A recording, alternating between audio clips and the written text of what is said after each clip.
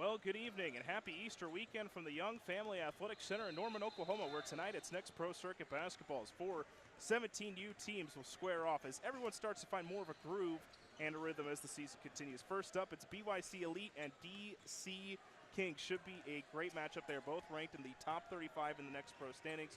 John Willis, Bridger Cruz with you. This should be a fun matchup here to kick off the night for us. Yeah, it should be a good one. You know, it's two NXTPRO teams that have a lot of experience playing at a high level, playing on this NXTPRO circuit, and it's a bunch of guys that can play high-level basketball, and that's something that you want to see, especially on a Friday night like this, to really set the tone for the weekend.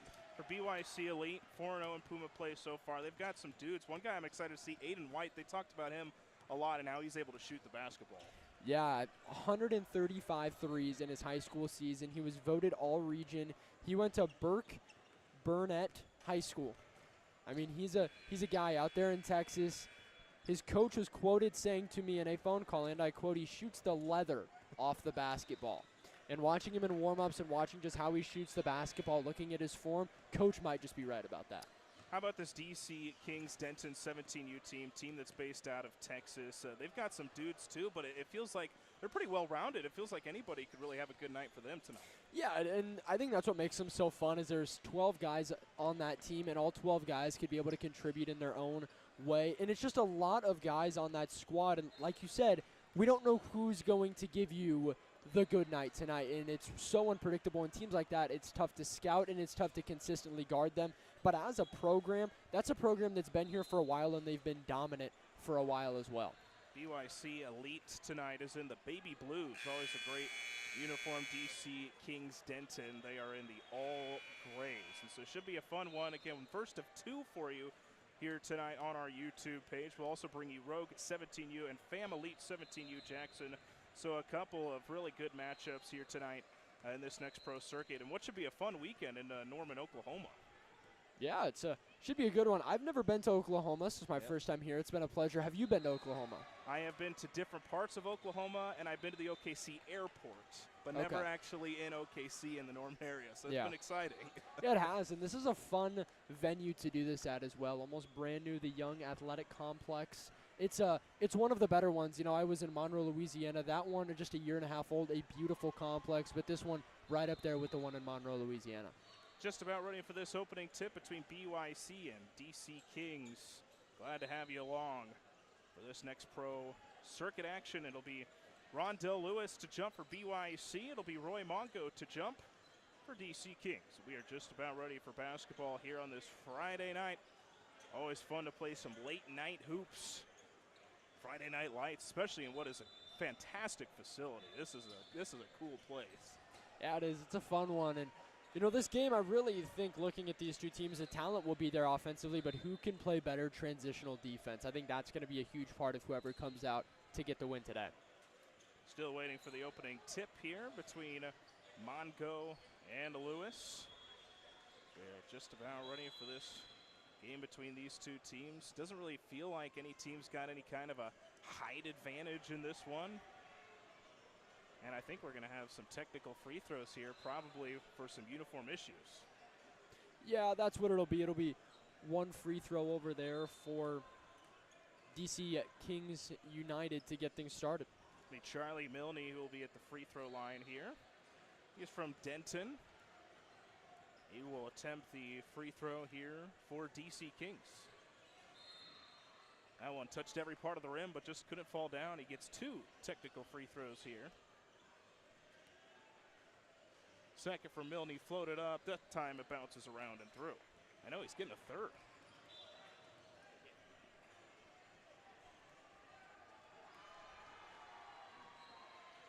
Floats that one through, so it's 2-0 DC Kings. And we might just go here for a minute.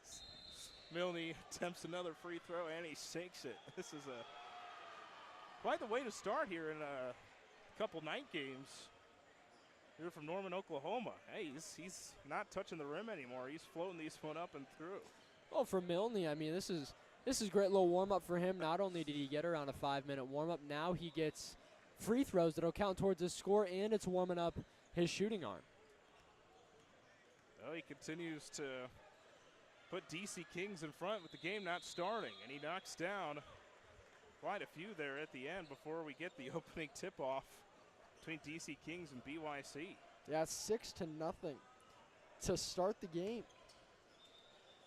All right, now we should be ready for the opening tip. Again, Rondell Lewis will jump against Roy Mongo. And they are still looking at the scorers table before we get this one started. Yeah, they're trying to get it squared away. It says 106 to 100 right now. And we've had high scoring games that we've seen. We saw 97-96 last week in Omaha, but we have not seen a 106 to 100 yet. That would have been a record. All right, we're ready for basketball. Opening tip is up. It is batted forward and caught by this BYC team. Jaron Lawrence, who will drive through, stops, kicks it out, pump fake three. White will float one up, and he sinks it. We talked about Aiden White and his three-point shooting ability, and he shows off the range there.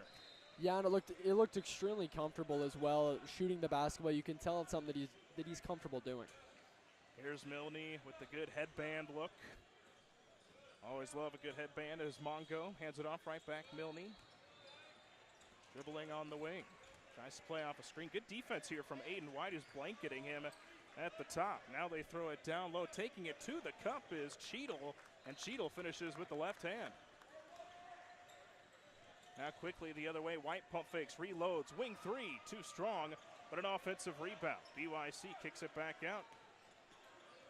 Lawrence thought about a three. Now will start his dribble inside. Jump stop, turn around on the elbow. Back up top, here's White. White surveys the defense. Now Lawrence, right of the key. Blanketed here, tries to get a pass in the left corner. In rhythm, three is up and through. Rondell Lewis sinks a corner tray. Yeah, it's been great ball movement so far from BYC, and that's what allowed them to get these open looks. That was a long possession for them, some good sets, and then once you do that, you kind of force that defense to move and work often, and when you do that, you're going to find open looks. Roy Mongo finds Milne. Milne on the wing, back up top. Here's trying to throw it down low. It went off a foot, now the other way. Here's a slam for Barry Beck. Good transition offense from BYC. Now the other way, here's DC Kings. Cheadle misses the runner from the right corner. Fight for the rebound, and Aiden White has it in the corner for BYC. Quickly up the floor, here goes Rondell Lewis. Back out White. White will stop in the left corner, tries to dribble baseline. Swings it back up top, in rhythm three. Deep three for Lawrence. And Jaron Lawrence sinks it from range. Yeah, and what's interesting is that's first lead that we've seen from them today with those free throws that they started out with. Mendoza drives in, gets it back to Mongo. Mongo, a contested wing three, and he hits it. It's a barrage so far from beyond the arc, and we're tied up. Yeah, 11-11. Every single shot's been contested. It's been tough basketball, and it's been good defense as well. It's just better offense. Willie attack. Big height differential between him and Milne right now. Floats it in the corner for Lewis. Passing around the perimeter, here's White, another wing three. That one spins off, offensive rebound. Attack, can't get the putback, but another O-board for BYC. Dribbling in the corner and being fouled is Beck. And so BYC Elite will keep it. What a fast start. Yeah. In both teams getting out, getting after, running sets, but a lot of that is done in transition with just a 5-high, a 4-high offense. Everybody pass, cut, and then pick away. Just about 3 minutes into this thing, and we are tied up at 11. Nice feed on the inbound. They find Rondell Lewis in the left corner, and he's got some range for a big man as he hits another triple. Loliwa, who just checked into the game, gets it back up top. Trying to drive, step back jumper from the free throw line won't go for Cheadle, but an offensive rebound. Jason Mongo came flying in. Now we have a whistle away, and we get a timeout. Yeah, we did. Wait, so it's not going to be a timeout. I think Coach was calling a play call. So okay. Coach was just trying to call a play, and the ref thought it was a timeout. So a brief stoppage of action. Here's Cheadle at the top. Trying to get a nice lead bounce pass down low to Mongo. Just a little bit off. I don't know if Mongo was ready for it, and that's a turnover for DC Kings. I don't think he expected that ball to get through two defenders like it did. Look at Lawrence attacking, trying to float one in with the left hand, taking some contact. Jaron Lawrence hits the tough floater. Yeah, man, I tell you what, that's a high-level shot. He cocked that ball all the way back there, relaxed, kept it in his hand, and then was able to roll it in. Mongo turnaround Jay, too strong, gets his own miss. Now drives in, takes it to the cup, and he was whacked. Looked like Rondell Lewis got a hand in. See if they say this was on the shot. Nope, looks like they will inbound here on the baseline. Or nope, that will be free throws. I think Mongo was getting ready for an inbound play there, and now he heads to the charity stripe. Mongo's from Ryan. Floats up the first free throw and he sinks it. Great football player as well, as we see with a lot of these guys. Mongo misses the second, a little bit too strong. Look at Laliwa, though, trying to rip the ball away from Jaron Lawrence. Looks like jump ball was called. Possession is going to go the other way. No, it'll stay right here with DC Kings. So Mongo to inbound. And that's going to be a violation. They didn't get it in quick enough. Another turnover here for DC Kings, and BYC Elite will take over. Yeah, that was a long defensive possession for BYC as well. They had to go through a free throw. They didn't get the ball back, and then they had to keep defending. They were able to pull it off. Beck takes it to the cup and finishes. Just outrunning his defender that time. Taking it inside the right block, and Barry Beck's got another 2. 6-point lead here for BYC. Top here's Jason Mongo. Stops just outside the elbow and then was tripped up. Foul's going to be called against BYC Elite. Yeah, and I really like how these officials have started this game. It's not a lot of fouls, but stuff like that where it hinders not only the player's movement, it forces him to fall down and he cannot continue his move. Stuff like that's got to be called. Here's DC Kings in the half court. Milne has it on the wing. Trying to think about where to go with the basketball. 6-point deficit right now for DC Kings. Here's Cheadle in the right corner trying to take it to the cup. Muscles a shot off the glass and in. Cheadle, a tough finish that time for DC Kings. Yeah, they went overload on this set. They had all 5 guys at one point sitting on that right side, and then they emptied out the lane. Lewis misfires on another 3. Ball loose on the ground as Milne falls to his backside. He gets tied up. Jump ball is called. This time it'll stay with BYC. And it's an interesting play call to go back to that, because when you have all 5 guys there, it gets really congested. You really have to be calm and controlled and wait until everything clears out. But then once that happens, you've got to be quick driving into the paint. Find White on the inbound pass. Back up top, here's Beck. Jaron Lawrence, who has run a lot of the offense here in the early going.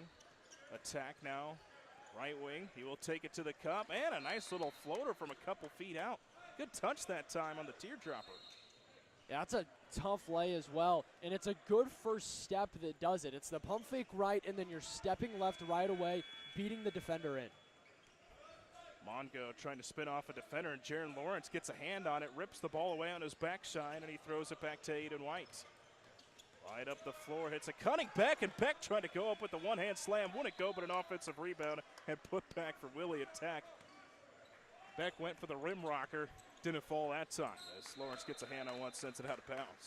Beck just wanted the highlight reel at that point. We all saw the vision driving in like that. He gets a good 1-2. That would have been a sweet play.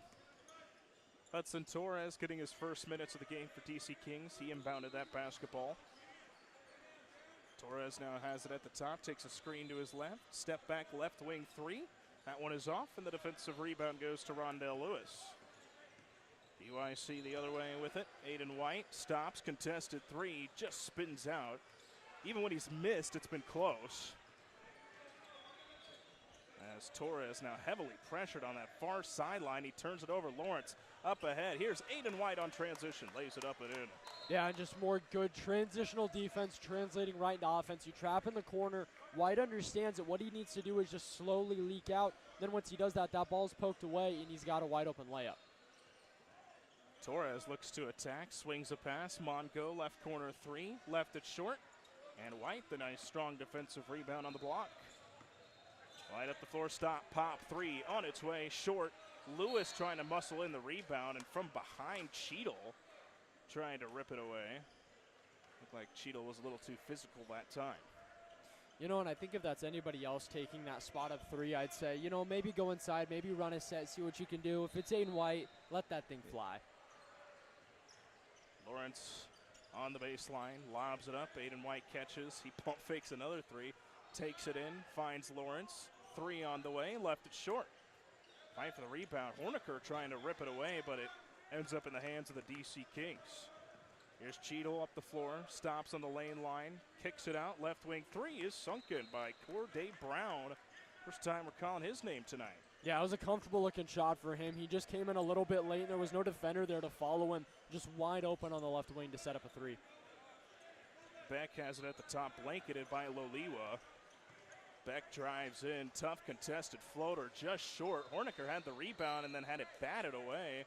That was a nice job defensively, again by Corday Brown, who's making some stuff happen here. Yeah, if you're Horniker, it's a good job. You pull down the board, but then you're dropping it way too low. You cannot drop that ball down by your hip torso area. You got to keep it high above the trees. It's about 8.5 to play in the first half. It's a 7-point lead for BYC Elite. Fun one so far here in Oklahoma. There's a little floater. No, it more lobbed it down to Loliwa, who just caught it on the block and laid it up and in. So Loliwa gets the bucket. Now Beck taking it to the cup. It's ripped away. DC Kings on the fast break. Loliwa to the cup, takes it up. Some contact. Lawrence plays the good D. And now BYC the other way. Lawrence down low. Here's Beck. Oh, he tried the slam again, and it won't go. He's tried a couple times. Here's a stop and pop 3. Just grazes the bottom of the net. Loliwa tried to save it in bounds, but he didn't. BYC will take over. Yeah, and if you're Hudson Torres, pump the brakes a little bit. You know, you're not really in position to take that shot. You're flying in. You don't have your feet set. You had to just muscle that ball to get it that close. Here's Lawrence, who had a lot of accolades this last season. All-State District MVP.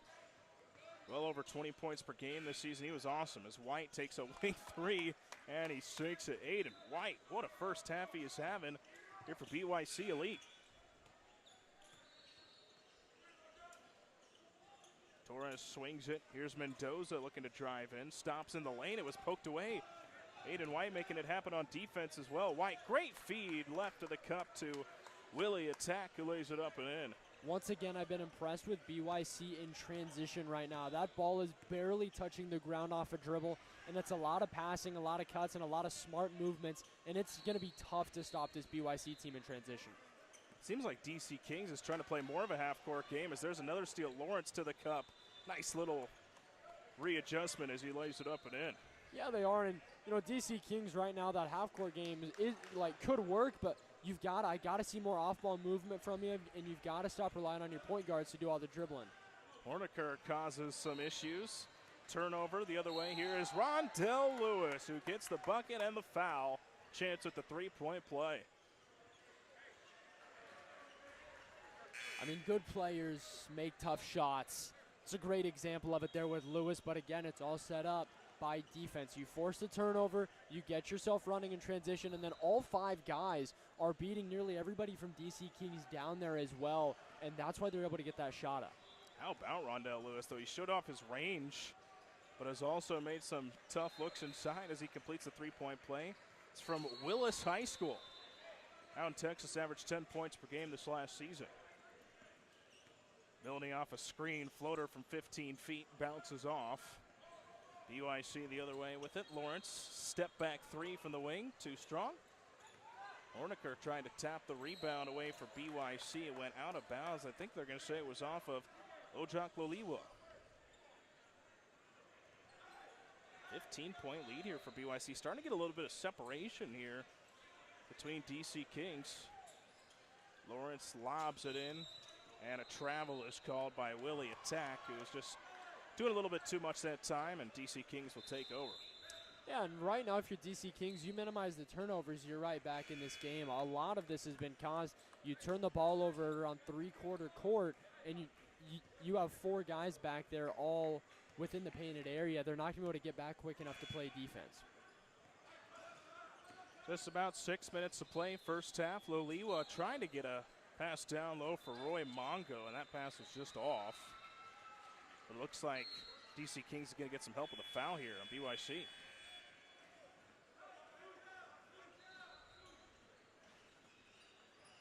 So Milne will inbound.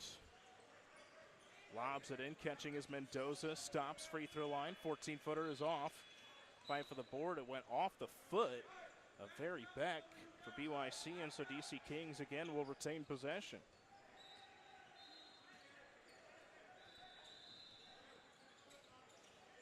Here's Bongo at the top, almost lost it. Milne picks it up. Swings it over Torres. Deep from straight on. Looks to drive in, takes it to the cup. Late feed down low, and a foul is called. That was a great find to Roy Mongo, who's fouled hard. And so Mongo will have free throws. See, and this is a little bit better look now for DC Kings. They were able to slow things down a little bit more and do what they want to on offense. You know, start executing what they want to, and they're going to be rewarded at the free throw line. Mongo hits the first. Aiden White hasn't been on the bench a whole lot in this first half, but took a little breather there, but he's right back on the floor for BYC. Second free throw from Mongo, and he sinks it, both of them, nothing but net. Aiden White, the ball handler. White finds it in the corner, down low. Here's Horniker. Kicks it back out, back, top of the key. Jumper won't go. The defensive rebound, no, is poked away by Horniker, but DC Kings will pick it up. Oliwa looking to take it, then almost lost it off some pressure from Lewis. And Horniker was a little slow to get up, and so they're going to pause the action here. The forward from Amarillo is a little gimpy here off the court. Yeah, he went diving into what looked like the bleachers over there, and they're the metal pull-up bleachers, so there's not a lot of give and not a lot of grace if you're hitting those bleachers. Oliwa throws it in the backcourt. Milne dribble this one across the timeline. Lays off a screen, steps into a three, bounces off. Ball went out of bounds off of DC Kings, and so BYC will take over. It's probably the look you're okay with, though, if you're DC Kings. That was not a bad shot there. Just weren't able to get it to fall. Yeah, it's not a bad shot. You know, you're running everything right to get it. It's just one you'd like to make. White, a deep wing three. That one is off as well. Defensive rebound to Mendoza. He's trapped in the backcourt. Good transition defense by Very Beck to kind of slow down any kind of fast break that DC Kings wanted to get into. Oliwa driving in, had the ball ripped away by White. Ends up on a left wing three for Corday Brown. Misses it, but Oliwa is there for the putback. And Oliwa's got to keep being big down low. He's got to keep being a force on the boards. Lead is 11. Just about 4 to play here in the first half. White almost lost it. He dribbles in. Nice backdoor pass, but it was ripped away. Very Beck couldn't quite handle it. Loliwa step through move, and Aiden White, how about that? Just rips the ball away. White up ahead to Lewis. Pass was a little bit too far, but he's back on it. Swinging around White. Another great find for Lewis. Right corner three. Oh, it was halfway down, and it spins out.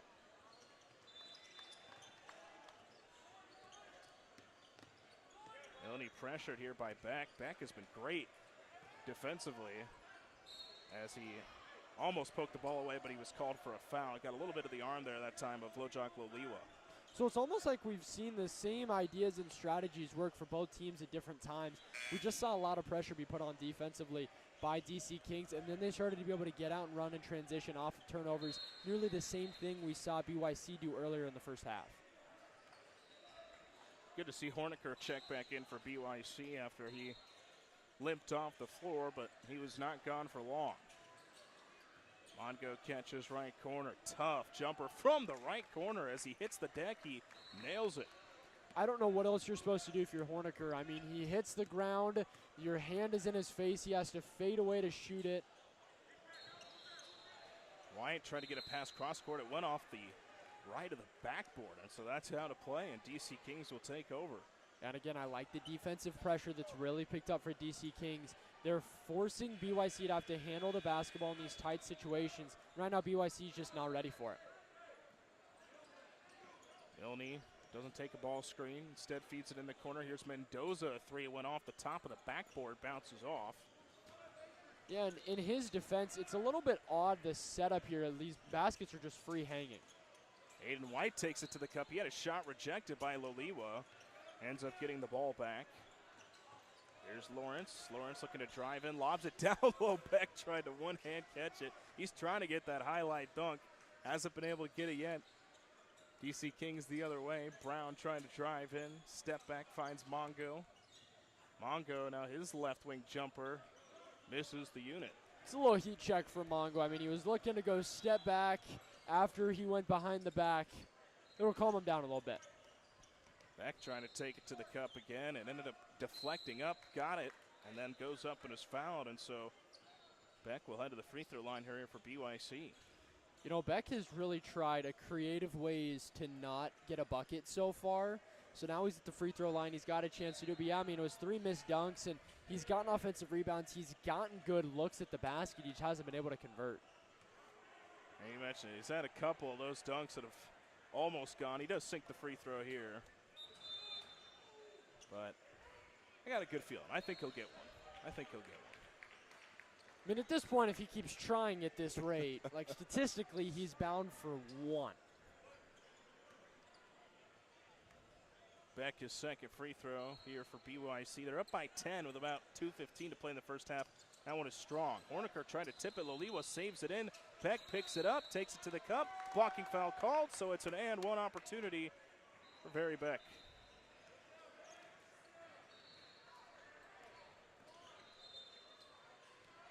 Beck right back at the free throw line, and that's a mistake for DC Kings. That ball was going out of bounds off of Horniker. I just don't think DC Kings realized that. Free throw floated up and put through from Beck, so Beck completes the three-point play. So it's right back to a 13-point game. Who can close out the half the strongest here between these two? Milne on the elbow finds Brown up top. They swing it around. Cheadle looks to drive in, jump stop, right lane line, swings it over Brown, a wing three, left it short, and the rebound goes to Aiden White. Up through, step through move for Barry Beck, trying to float one up from 6 feet out, wouldn't it go? Offensive rebound, here's Lawrence in the left corner. Lawrence just threw it to nobody. He was just trying to find something as he was falling out of bounds. Turnover, DC Kings the other way with Cheadle. Cheadle can't get the runner to go. That was good defense from BYC, and then Aiden White just dribbled it off himself, and he knew it right away. Yeah, and mistakes like that will happen. You know, you're flying around, especially in a game that's as fast and as high intensity as that. Aiden White, the moment he touched that basketball, he was automatically looking up, where can I make the next pass? He was not thinking about dribbling the ball up the court. He was thinking 1 to 2 moves ahead.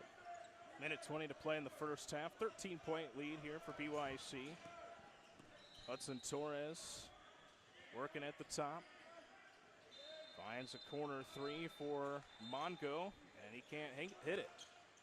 Horniker throws it ahead the other way. Here's Lewis, and he slams it down with the right hand. Rondell Lewis has had a couple good plays here in the first half, and he gets the slammer. Cheadle now a contested straight on three. That one is off, and BYC to take over. And BYC again running in transition. Run off your DC Kings, you might consider, especially after halftime, only bringing 3 guys back there to rebound, and you're sending 2 guys back all the time to make sure that nothing's going on in transition. A little bit of miscues there from the pass from Jaron Lawrence to Rondell Lewis. Lewis, though, he said that was my bad. DC Kings with it. Torres trying to take it. He will step back. 17-footer, won't it go? And the rebound goes to Rondell Lewis. Lawrence up the floor. Good move into the lane. Runner wouldn't go, but the putback is tapped up and through from Willie Attack. So the lead is now 17. Loliwa down low. Here's Brown. Brown throws it out on the wing. Losing it is Mongo. Ball loose on the floor. Picked up by BYC. 7 seconds to play in the half. Here's White. Pump fakes a 3. Step back. Puts it up. That one is off. Offensive rebound attack. He'll put up a right corner 3, and he misses it, and that's the end of the first half. What a first half it was, though, Bridger, from BYC, 42-25. They're up at the break, and it's been a couple different pieces that have helped make it happen. Yeah, it has, but a lot of it's been the transition defense, and then late there it was the rebounding for them. So transition defense translated perfectly into offense. The DC Kings struggled to get back defensively, so BYC had a lot of working room in transition, and then when they were putting up shots, BYC sending 3 to 4, maybe even 5 guys back there to board, and when that happens, they're getting 2 to 3, maybe even 4 attempts every single time they go down offensively. And when that happens, John, that's simple math. You're going to get a lot more attempts at the basketball, so you're going to score a lot more points. We'll take a quick break. 17-point lead here for BYC. Second half is just ahead. You are watching NXTPRO Circuit Basketball from Norman, Oklahoma.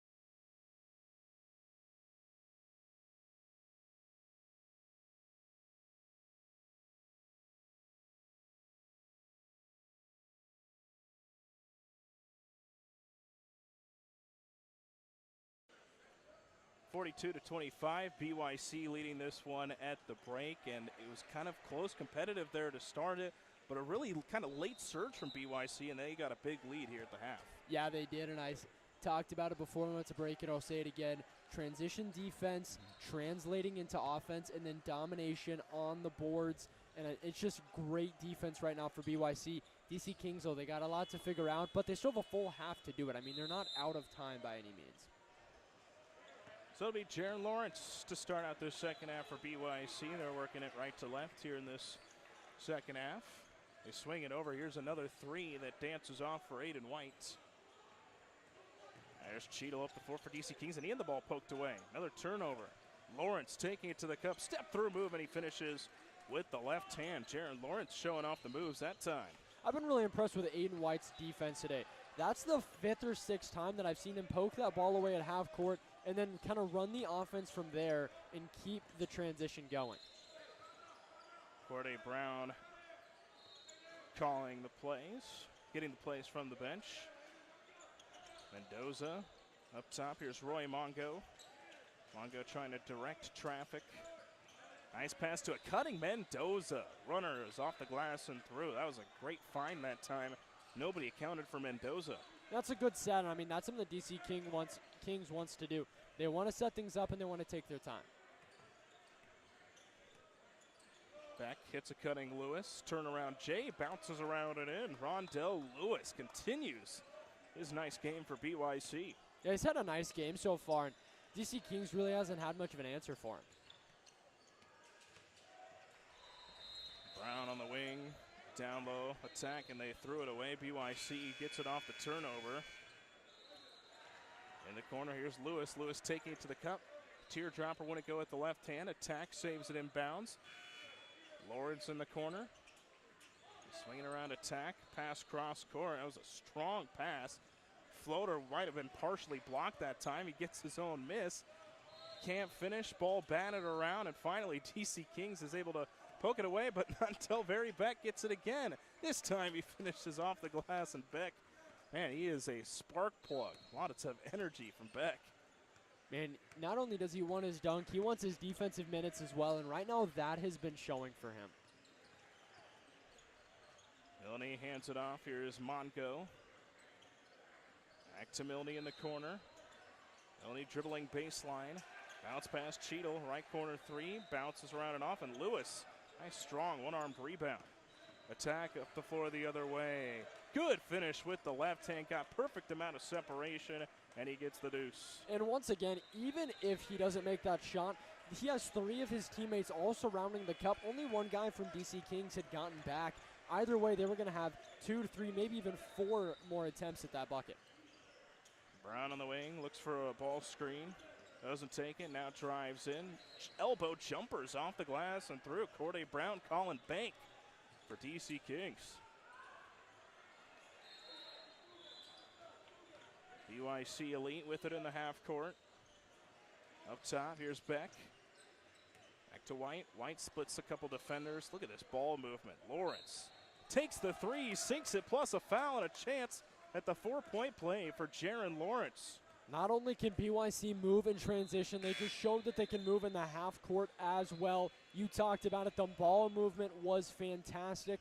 And then the poise to knock down that three. You know you're going to get hit on it. He shoots the ball exactly how he would, and he's rewarded with a chance now for a 4-point play.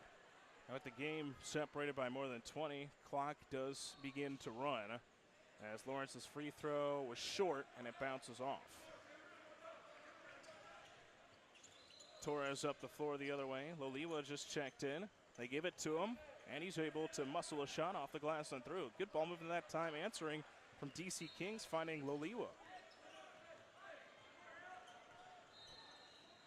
Lawrence trying to drive in. Finds Beck. Beck working on Mongo here. Mongo playing some good defense on him. Lawrence trying to explode past Loliwa. Dribbling baseline, tries to take it to the cup. A lot of contact between him and Torres. And a foul is called. Jaron Lawrence to the free throw line. Yeah, and there's a ton of games going on this entire weekend, so there's a way that you can watch all of them. You can catch the rest of the NXTPRO tournament games on Sports Engine Play. Games are available to stream live or on demand. Visit sportsengineplay.com to subscribe and never miss a moment of the action. Lawrence hits the free throw. As he gets 2 here. Again, this is first of 2 for you here tonight. Fam Elite 17U, Jackson and Rogue 17U to follow after this one. That should be a great matchup in our nightcap. Second free throw from Lawrence, floated up and through. Jaron Lawrence continuing to show off his capabilities all over the floor. Torres off a screen, couple of them. Has it at the top. Trying to get it down low for Loliwa, but Lewis was there for the steal, and then he throws it right back to Torres. Torres taking it to the cup, can't finish. Attack with the rebound for BYC. Now Beck up the floor, floats the pass, catching and firing as Lawrence can't hit the three.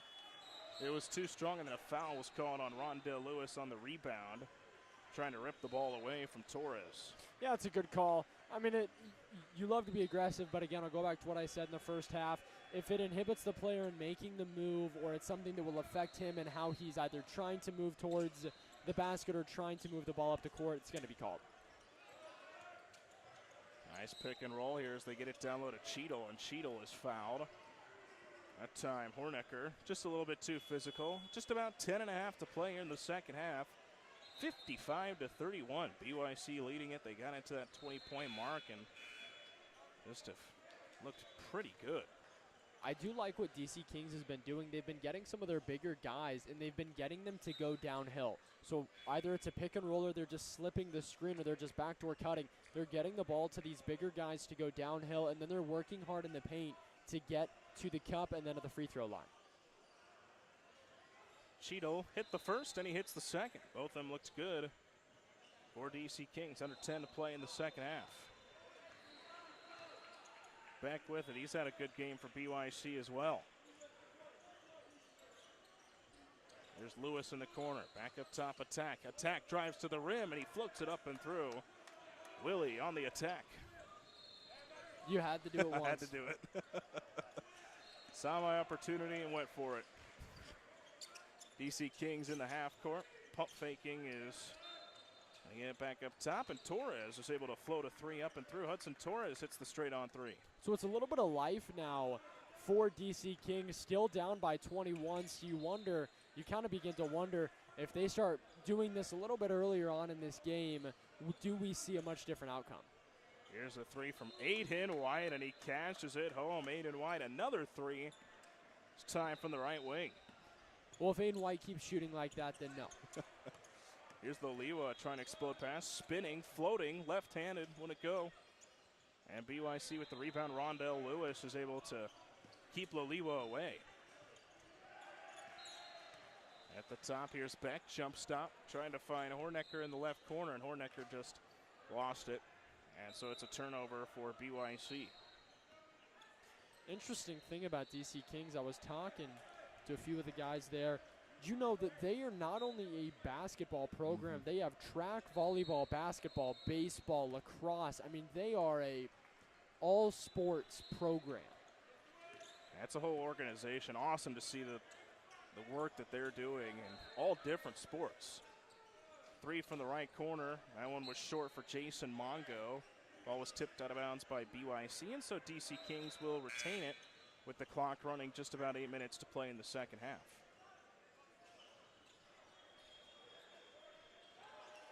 Charlie Milne from Denton to inbound. Finds Hudson Torres. Torres averaged 10 points per game at Denton this year as the right wing three was a little bit off. Hornecker the rebound. Here's Aiden White trying to spin off a defender. It's a to attack. Step back three. Left of the circle wouldn't go. Fight for the rebound and trying to outmuscle everybody was Jason Mongo. He gets tied up. Jump ball is called in possession. We'll go to DC Kings. And for BYC again, probably one of the coolest parts of this job is I get to talk to a lot of these coaches, a lot of these program directors, and get to know how their program started and why they decided to join Puma. Well, for BYC, they've been with Matt Reynolds, the CEO of this company, since the independent days. So since the very beginning of it, and I asked them, well, then why stay? There's a lot of others. Why stay here with Puma? What makes it so great? And they said the opportunities that it gives kids to get recruited and get seen in all these unique and different ways. And it's something he said you only see here in the entire country. And if this score holds, this is going to be an impressive win as well for BYC. We mentioned these are a couple teams that were unbeaten in Puma play so far this year. His attack in the basket was Beck. He can't quite get it to go. And for BYC, what it's been is very minimal mistakes. It's been a clean game for them, and it has been fast-paced from the opening tip. That seems to be a theme for them so far this year. And it looks like we have a 10-second violation. That'll be a turnover, and DC Kings will take over. What's even funnier about 10-second violations now is with the shot clock, if you're wondering if you're close, just look at the shot clock and subtract. Milne off a double screen here. Floats one up. Brown catches on the wing. Brown behind the back. Tough floater from the right lane line, and he sinks it. Corday Brown. A good-looking shot. Yeah, Corday Brown's been smooth today. He's coming off the dribble. He can shoot the ball well off a dribble and create by himself, or he can go off a pass. Back a left corner three. Too strong. Hornecker trying to get the rebound, and Aiden White cleans it up and gets the two.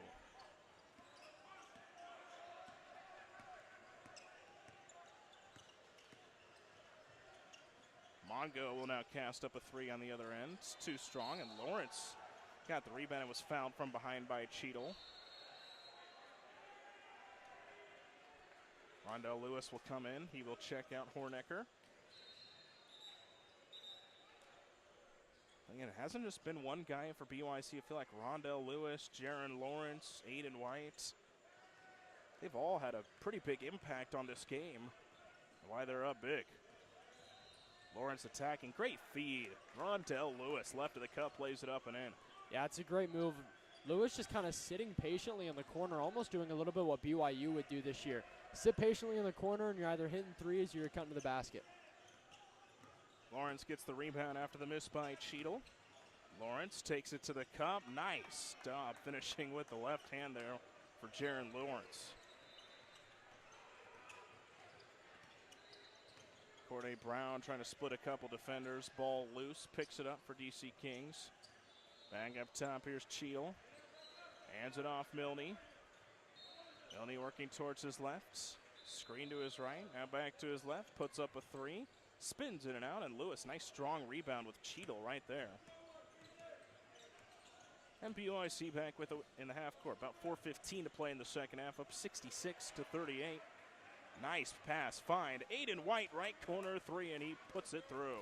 And for BYC, this is really their first true showing of the season. And upon talking to a lot of their guys, they said, just wait and see what we can bring this weekend. This will be a good test to see how good we are. And I tell you what, it's a good way to start their weekend.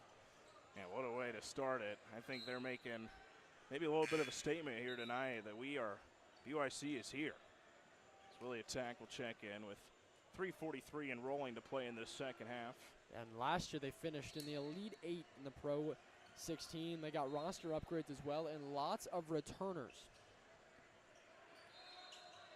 So you expect this team to be right in the mix later in the season.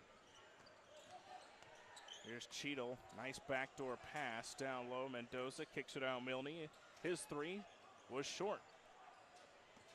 Lawrence the rebound. Racing up the floor. Lawrence threw a pass in the corner to nobody. I think he thought Beck was going to be there, and he was not. So a little bit of miscommunication, but again, we mentioned it, those mistakes have been rare for BYC tonight. Yeah, what I've been impressed with is they had a lot of guys gone last week, and they were still kind of putting this roster together. For this being their first true showing of the season, the chemistry is already it seems very, very pronounced and almost mature already. And sometimes that's the thing we see teams struggle with early in the season, just that team cohesion, because they've been playing different places throughout the high school season as Cheadle hits the fadeaway jumper, but does not seem to be an issue for BYC this year. 29-point lead for BYC Elite. Lawrence trying to spin off a defender. Takes it in, and he's called for a travel. Just a couple too many steps. Lawrence, not the biggest fan of the call, but DC Kings will take over.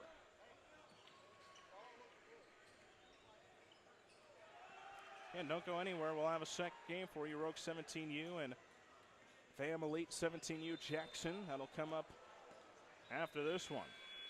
Here's Torres looking to drive in, but that's going to do it. Game will be called. It's a 69-40 win here for BYC Elite 17U. Bridger, what a performance.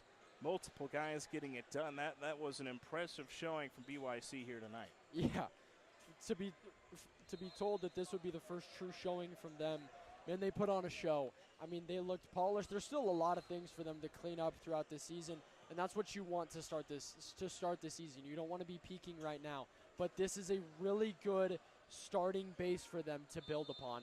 And for DC Kings, okay, losses teach you a lot.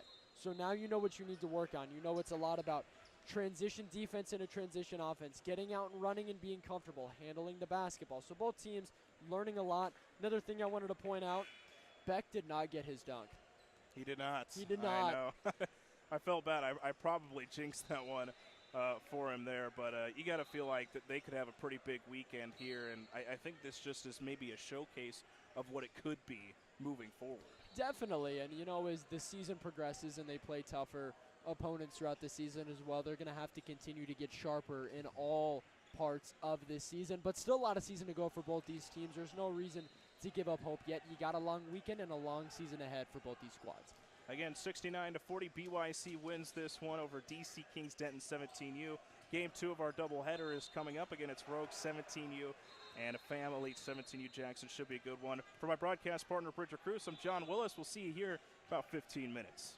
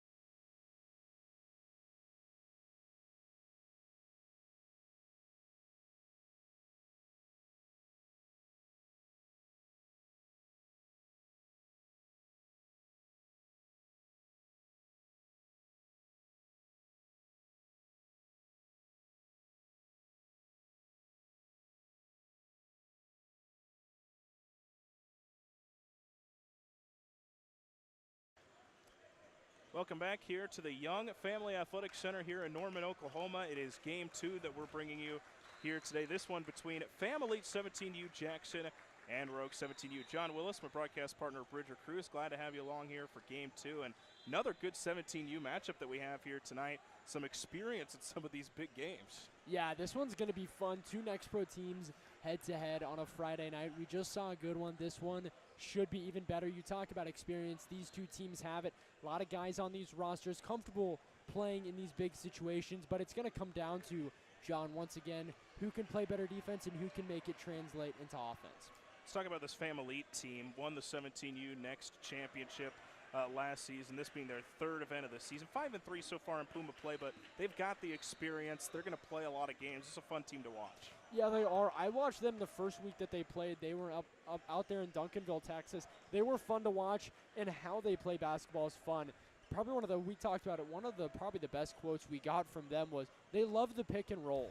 As simple as it is, but when you have Samuel Mosquera, a 6'9" Colombian big man, makes it a lot easier. They love the pick and roll with him. They love to try to find him down low, or they'll slip something where he can get a jumper from the mid-range, he can shoot the 3 ball, or they can just provide something else in the offense. But through that pick and roll and running a high-low is where they're going to get a lot of their offense from. Rogue 17U based out of OKC. They had a good weekend this past weekend in Texas, and so this is another team that you could expect could make some noise here. Yeah, definitely. And I mean, this Rogue Elite team has played some big teams throughout the season already, and they've been able to get some wins. All right, Mosquera will jump for Fam Elite. It'll be TJ Williams to jump for Rogue 17U. Again, glad to have you along here for game 2 that we'll bring you here today on our YouTube page. Opening tip is up. It is won by Fam Elite, and they will have it to start this one off. TJ Williams that's DT Buckner to start it out in the half court. Get it up top. Pump faking is Jadon Smith. They swing it around. Mosquera hands it off. Deep 3 here from Nick Schatz, and it rattles around and through. Yeah, Nick Schatz, it's a good start for him. A deep 3, but that's something he's comfortable doing. You're going to have to get out there and put a hand in his face even from that distance. Gideon Holt has it in the half court. Back up top, here's Colton Brammer. Brammer off a screen, swings it over. TJ Williams, left of the circle, 3, bounces off. Big rebound. Drive on Doncor. Now right wing 3, and it's splashed home from Colton Brammer. Again, second chance opportunities. Those are what you want if you're a team. That time for Rogue, they got a second chance at it, and that's a great look from the 3-point line. Well, teams with a 3 here in the early stages. DT Buckner pulls up. His jumper won't go. Offensive rebound, and then it was deflected. Nick Schatz had it, threw it away. Now he gets it back. Schatz lobs it high in the air. I think that one slipped out of the hands. Smith back up top. Here's Mosquera. Gets it over. Schatz drives through, takes it to the cup. Shot was rejected. Gunnar Starnes says no thank you. Yeah, Gunnar Starnes is one of those guys on this team. He's going to do anything you need him to, especially on the defensive end. Brammer, a turnaround J, and it's pure. Colton Brammer from Southmore High School. He was first team all-conference. He was also on the all-defensive team, and it's a nice jumper that time. Buckner at the top, blanketed here by Gideon Holt. Swings it over. Here's McIntyre. Back in the corner, here's Schatz, a right corner 3. Bounces around, that one almost fell, but it just jumps out. Pulling up from distance, here's a 3 that is off from Doncor. Fam Elite the other way. DT Buckner calling for a screen, as of not using it. Mosquera right back to Buckner.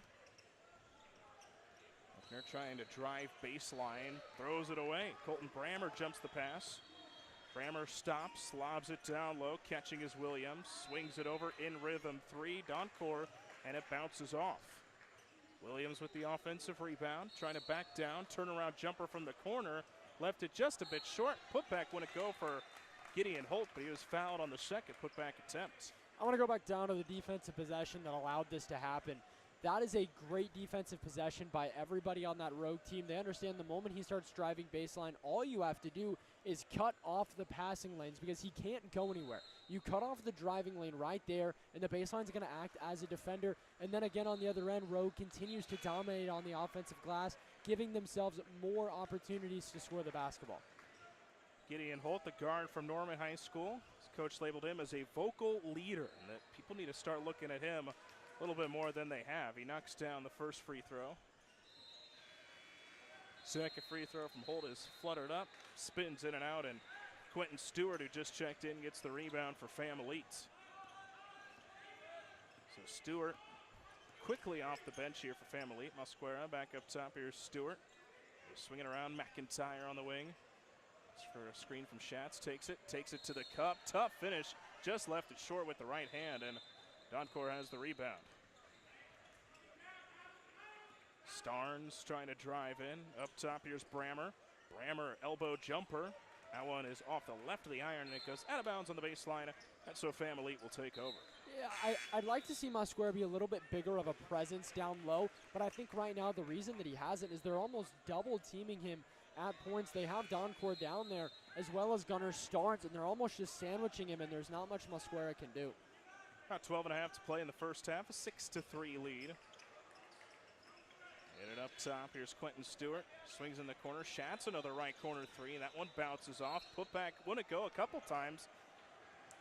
Zachary Whitliff ended up getting the finish, but a foul was called before that. It'll be D.T. Buckner who will head to the free throw line. Yeah, for Buckner, it was a strong putback. I heard the slap through the headset, and once that happens, you know, it probably should be called. Buckner, one of many players from Empowering Others Prep. There's a lot of teammates here on this roster. His first free throw misses short. And we always talk about teams building cohesion when you have guys from teams that have played with each other. That sure helps. Yeah, it definitely does. I mean, there are a lot of teams like that with guys that have played together since 5th, 6th, 7th grade, and having that chemistry and that cohesion, like you said, you don't have to worry about that quite as much, and you can get to work on everything else that you need to be a good basketball team. 1 of 2 from the free throw line. There's Brammer up the floor the other way. 2-point lead here for Rogue. Brammer surveying, trying to get it down low to Starnes. Starnes back along the baseline, finds Brammer in rhythm wing three, and he splashes it home. Colton Brammer, a great shooter. He sinks that one. Yeah, man, he's a fantastic shooter, and he just looks comfortable with the basketball in his hands. Here's Stewart, middle of the lane. Almost lost the handle. Buckner has it. Tough contested fadeaway jumper from the right corner, and he missed it short. Brammer up the floor, and he traveled with the basketball. A couple too many steps before firing a pass to Doncor in the corner. Well, that's good defense that forced that. You have Mosquera going out. He's got his arms up, and then you also have Quentin Stewart jumping in front of him, taking away the passing lane, and there was nothing that Brammer could have done with it. So Fam Elite, 17U Jackson with it. Quentin Stewart calling out what they want to do here. Here's a screen. Stewart plays off it, takes it, swings a pass in rhythm. Smith, his three is up and through. And Jadon Smith, he's a versatile guy and a guy that can score at all 3 levels. Brammer across the timeline. Stewart is on him. Starnes now has it deep on the wing. Hits a cutting Corbin Dow, who went up and was fouled by Zachary Whitliff. Whitliff thought he had the rejection, but they get the whistle. It's a good contest by Whitliff, and it looked like from here it might have been that the hand was clean, but the body itself was not clean. He went in with the hips, and the hips don't lie, John. The hips don't lie. Dow puts up the first free throw, and he sinks it. Now it's 6-6. Can kind of play that flex guard forward position. In that wing spot, he's from Broken Arrow High School. And he knocks down both free throws. And he's used to high-level basketball. His brother played at Oklahoma State, and he transferred to Oral Roberts this season. 7-point lead for Rogue. Here's Quentin Stewart, his jumper way off. And Brammer, the rebound for Rogue. They'll slow the pace down here a little bit. Early on, it hasn't seemed that Rogue has wanted to get out and run. They've kind of slowed down the pace here a little bit. Brammer in the corner. Swing it back to Starnes. Starnes top of the key. Back to TJ Williams. They get it back to Williams on a give and go. He goes up and had the shot rejected from behind by Whitliff. And it's going to be a shot clock violation. And so Fam Elite will take over. Some of these kids, you know, they they come into these leagues and their states have not incorporated the shot clock yet into high school basketball. And if there's anybody that's on the fence about that, I've now seen 2 full seasons of it. Implement the shot clock in all 50 states. It is so much better basketball. Jadon Smith back up top, finds Javo Cummings. Hands it off Stewart. Stewart surveying, trying to get it to Smith up top. Smith, you can see that brace, dealing with a little bit of a leg injury as Smith just grazes the bottom of the net with that 3. So, but Jadon Smith definitely not 100%. Still out here, and we expect a good performance from him. Starnes at the key. Brammer down low. Williams back to Starnes. Straight on 3, left it short. Stewart the other way, had it tipped. Still gets it to Smith. Smith, nice acrobatic pass into the left corner. Buckner back up top. Here's Whitliff, and he sinks the 3. Zachary Whitliff hits it.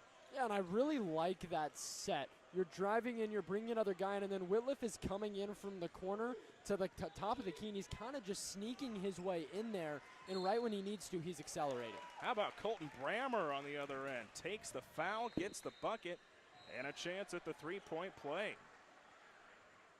Colton Brammer has looked good here in the early going, and we will have a timeout. 9:02 to play here in the first half. It's a 16-10 lead for Rogue 17U.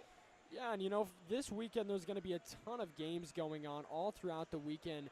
So with that, these will be the only 2 games that we broadcast on YouTube. So to catch the rest of the NXTPRO tournament games on Sports Engine Play, games are available to stream live or on demand.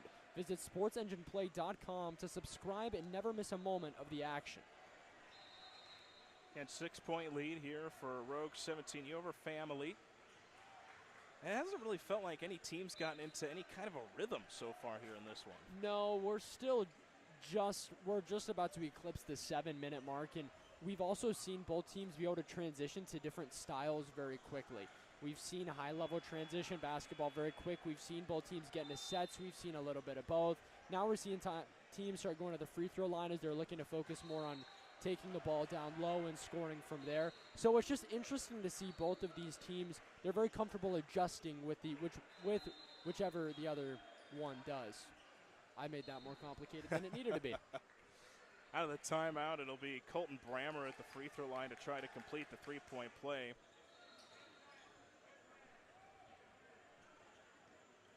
Heard about a practice that he had where he made 80 of 100 free throws.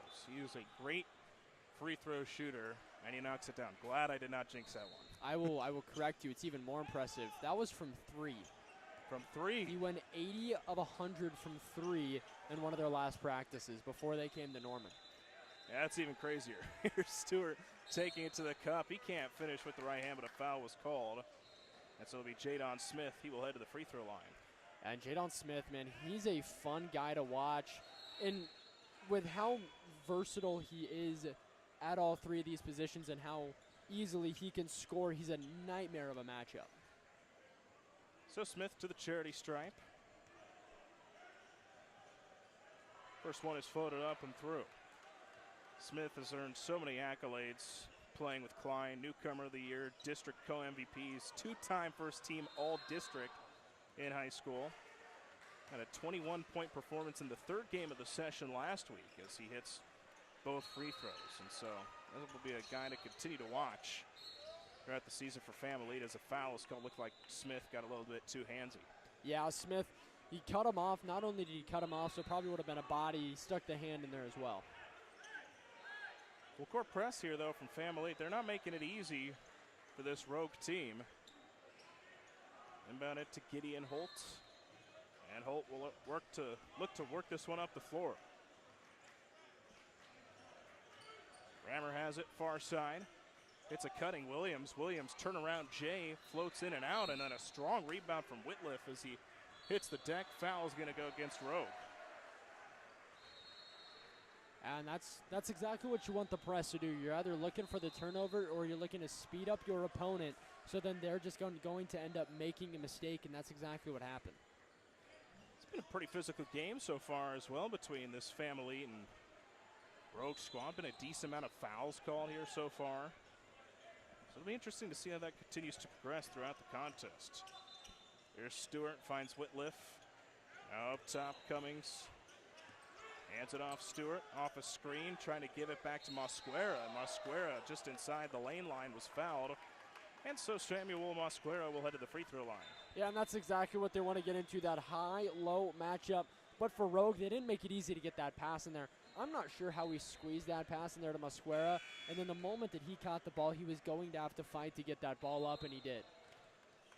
Mosquera, you know, obviously he's got the size, but he's athletic. He's got the shot blocking ability. He's got good touch around the rim. This is a prospect here to watch. Yeah, he is, and he's just a fun guy because, like you said, he's comfortable handling the basketball. He can shoot the ball from the mid-range as well, and he's tough on the defensive end. Tied at 14 after he hits both free throws halfway through the first half. Brammer up top. Here is Dow. His three wouldn't go. Jadon Smith the other way. Smith takes it to the cup. Tough finish. Off the glass and through with the left hand. Smith just outrunning everybody. And he gets the Dukes. So now a 2-point lead here for Fam Elite. Gideon trying to spin off a defender. Holt tried to throw it up, and he threw it off of Zachary Whitliff, and so it'll stay with Rogue 17U. Nick Schatz back into the game for Fam Elite. As Rogue will have it out of the inbounds. It's TJ Williams who catches, gives it back to Holtz. Long right corner jumper, wouldn't go. Good defense that time from Fam Elite. Here's Stewart up the floor. Hits a trailing Smith in the corner. Smith will just step into a contested left wing three. It's just off. And Doncor has the rebound. Now here's Dow to Brammer. Right back to Dow on the wing. Dow stops middle of the lane, goes up. Nice step through move, and he's fouled on the left block. Looks like Mosquera is going to be the guilty party. Yeah, it's a good move there from Dow, and it's a basic move at that, but it's one that it fools a lot of guys at the high school level, at the college level, and even they'll get it at the NBA level as well. So Dow to the free throw line, floats up the first, a little bit too strong. There's 7:05 to play here in this first half. It's a 16-14 lead for this Fam Elite team. Second free throw. Also strong, so he goes 0 for 2. Stewart up the floor here for Fam Elite. Serving, finds Mosquera, left of the key. He hands it off to Schatz. Looks around, back to Stewart. Stewart looks to drive in, takes it to the cup, trying to go up acrobatically, and that's just great defense that time from TJ Williams. He was not giving Quentin Stewart anywhere to go.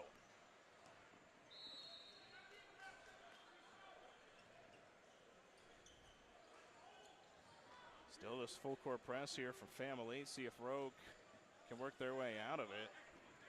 So far they can. They get it into Gideon Holt late, and a timeout is going to be called by Rogue. They wanted to avoid the turnover. Probably a smart timeout, but it's been a couple times now where Rogue has had to look at that full court press, and they struggled to get it out that time. Something that Rogue might want to try, and it's kind of a super basic thing, and I'm going to say it and everyone's going to go, no duh, like this is obviously going to work. If you're setting screens and you're sending guys to curl off of them at the free throw line, so if you're trying to inbound the basketball, you send both guys at both elbows, and you have them curl off of screens, and then you rub off those screens hard, and you have a bounce pass ready in the corner. As long as you can keep everything in the middle, then you're going to be able to break that press. Right now there's no picks, there's nothing being set, so it's just one-on-one, and you're almost just trying to play football with it, even without any crossing routes or anything like that. You've got to run some picks. You've got to find some way to get contact to get to free guys up. Well, and Fam has sent 3 guys back there to defend that, and none of them are guarding the ball. They are all guarding the 2 trying to catch the inbound pass, and so it's an interesting strategy by Fam Elite, and so again, we'll see how they defend it, or if maybe they send another guy to come in and help, because again, 3-on-2 here, but they do get it in. Gideon Holt catches the inbound pass. Holt lost it awkwardly. Brammer was right there to pick it up. Now in the corner, Encore His three is off, but an offensive rebound by TJ Williams, and he was fouled. Yeah, I'm not sure how that ball perfectly ended up in his hands. I don't think anybody's quite sure about that, but either way it worked out. Good opportunity here for Rogue. Get a good set and get a good out-of-bounds play and see if you can't score off of it. Aiden Squaros will check into the game for Rogue 17U. Brammer looks to inbound, long inbound to the top to Corbin Dow. Brammer trying to work off, finds Starnes. Starnes good, dribbling, inside, turnaround, and he goes up and is whacked, and Gunnar Starnes just making a play that time. Yeah, it's a good play by Starnes. And what you can tell with a play like that from Gunnar Starnes, he trusts himself to get it done. He trusts his handle, and he trusts his athletic ability to be able to drive in and make a play like that. Starnes has been labeled as a high IQ guy as his first free throw is up and good. Unselfish, lots of upside, and so it's another interesting guy to look at. As Starnes misses the second free throw, a little bit too strong, but Brammer's right there for the offensive rebound. Dow in the corner, dribbles baseline, swings a pass Starnes, back out Holt. His left wing three is too strong. Smith the rebound. Here's McIntyre. Back up top, DT Buckner. Buckner off the screen, gets it back up top. Schatz, a straight on in rhythm three, just a bit short. Tapped up, and Buckner with the offensive rebound.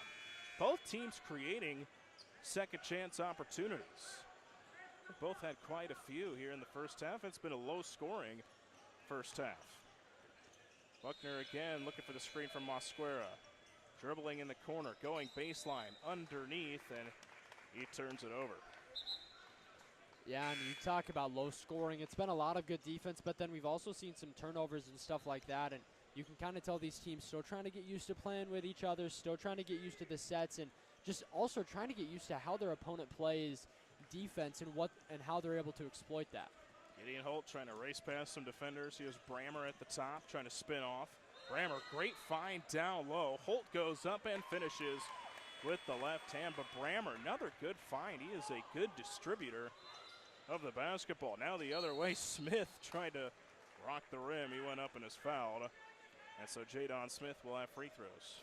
That's a good take for Smith. I mean, he had himself pulled up at the three-point line, not expecting the wide open lane, but then once he saw it and he identified it, it was a quick first step to the rim, and then he was intentional with what he wanted to do. So Smith, who's been at the free throw line a couple times here in the first half, and he knocks down the first. It's another thing that a lot of coaches, though, look for is guys who can, it sounds simple, but go and knock down their free throws. And Smith, so far, has done that. Puts that second one up, and it bounces around and off. This is your fault. I got to stop. I just got to stop.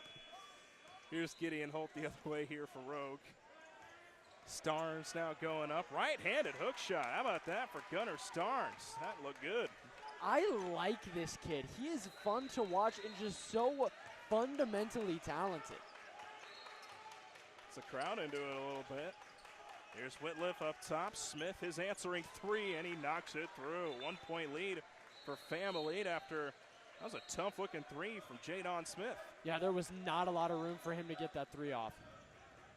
Holt pressured along that far side. McIntyre playing the D, but once again, they find Starnes. Just was open on the backside, and he lays it up and in. Gunnar Starnes starting to come alive here in this first half for Rogue. Now in the corner, travel is going to be called on Adam McIntyre. Yeah, for McIntyre, it's the same thing we see a lot with high school kids are moving their feet before the basketball. You got to put the basketball on the ground, then you can make your move. 21-20, Rogue leading at 3:52 to play in the first half. Good one so far between these two. Again, this full court pressure, they do get it into Gideon Holtz. McIntyre playing the D. I tell you what, they do not want Brammer touching the basketball right now. They're bringing another guy to double him on that out-of-bounds play. Starnes in the corner, trying to spin off of Cummings. He takes a jumper middle of the lane, and it bounces off. Maybe that was Gunnar Starnes' version of a little bit of a heat check there. Here's Buckner looking to drive in behind the back, zips a pass in the corner. Schatz dribbling baseline. He puts up the jumper, and he left it short. That would have been a tough shot for Schatz. Moving, he didn't see the basketball for very long, fading away like that off of one leg.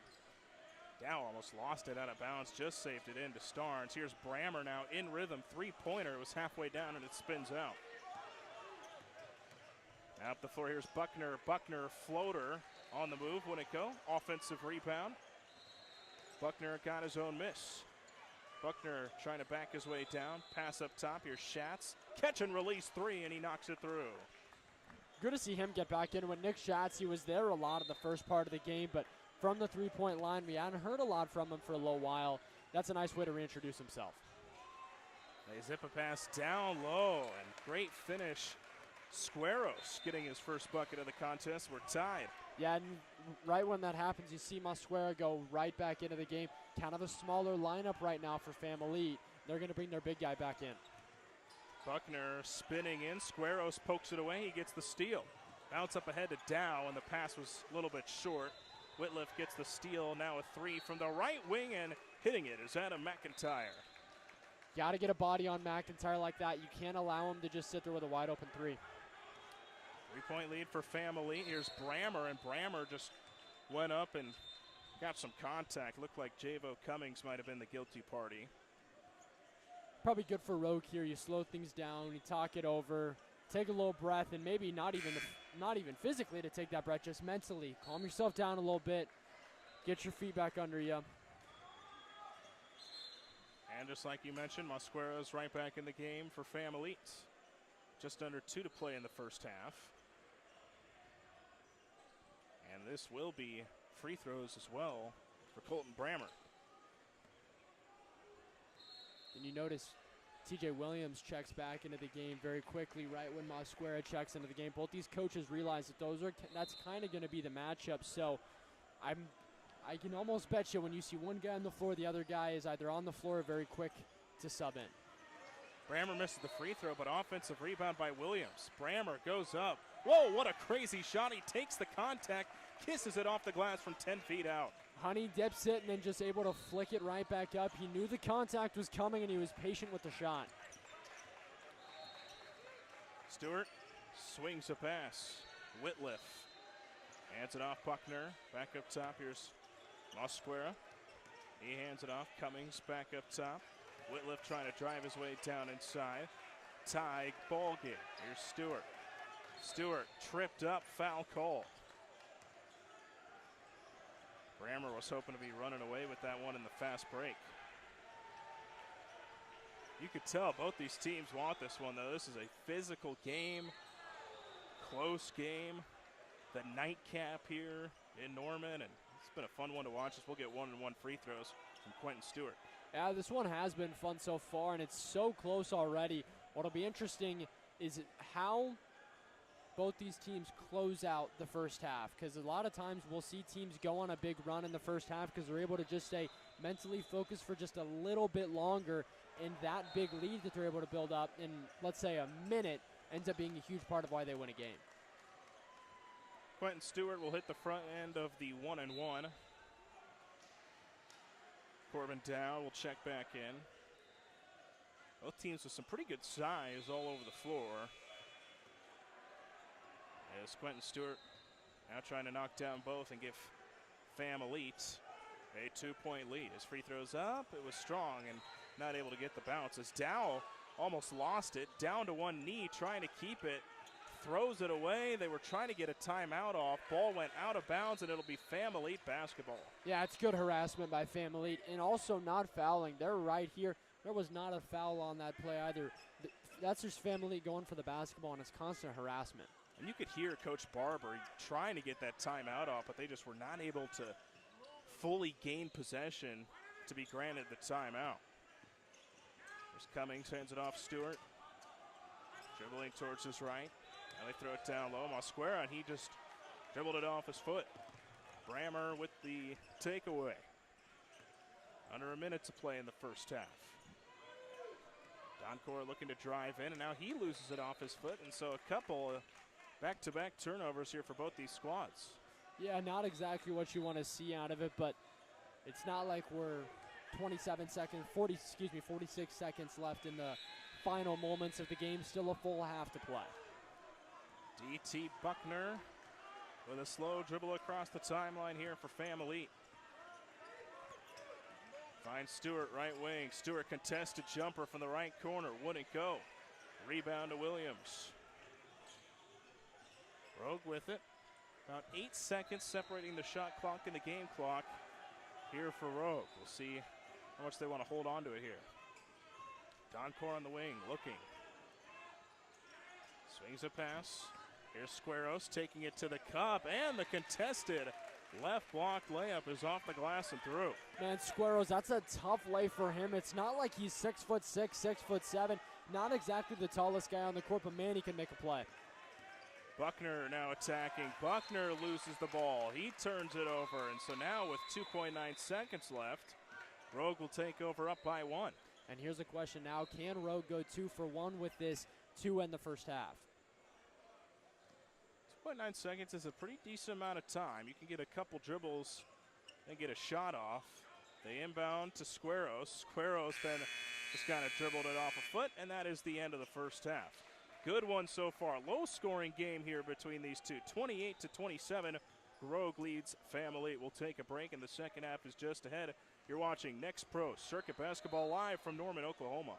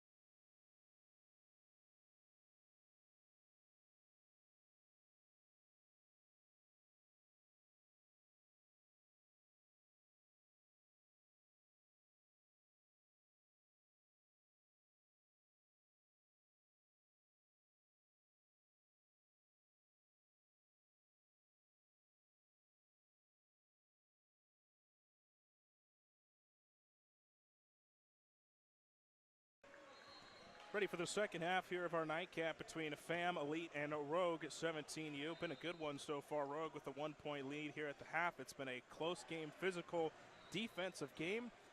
You know, no team has really found a rhythm, but we should be in store for a good second half. Yeah, we absolutely should. And like you said, it's been good defense. Neither team has been able to find a rhythm, and we've just seen maybe some silly turnovers from both squads as time goes on, but I think that's a mixture of two things. One, we're still very young into this season. We're maybe still in the infancy stages of this grassroots season. And two, these guys are still trying to gel with each other, and the defense has been good, and it's forced a lot of these turnovers. Should be a fun second half of action between the two. It'll be Rogue to start out the second half with the basketball, and Corbin Dow to inbound on this near side. 16 minutes here in regulation. Early season fun matchup between these two as they get it into Gideon Holtz. Holtz finds Dow, deep right wing. Holt back at the top. Holt directing traffic. Squaros starting out this second half on the floor here for Rogue. Made some nice plays there late in the first half. Squaros drives in, kicks it out, in rhythm three from the left corner. Dow couldn't hit it. Offensive rebound. Williams can't get the touch. Another offensive rebound. A couple putbacks won't go. Dow again has a chance. He can't hit it, and a foul is called. Looks like Corbin Dow will head to the free throw line. So for Rogue, that was something they were great at to start that game. They were very dominant on the offensive glass. We're seeing that already within the first possession of the game. I mean, that was, what, 5 attempts at the basketball. Even if you go 0 for 5 and you're sitting at the free throw line now, if you're getting a touch on the basketball 5 times a possession and you're putting up 5 shots a possession, 1, you should make more shots, but 2, that's a lot of opportunities to get buckets, and it's something that's going to end up rewarding you down the road. It does have the feel of a game that could come down to the free throw line as Corbin Dow does miss both. Quentin Stewart the other way for Fam Elite, working it right to left. Here in the second half. Stewart hands it off. Jadon Smith. Smith had a good first half, and he gets a little bit of a push off there, and it is an offensive foul for Jadon Smith. He didn't agree, but Rogue will take over.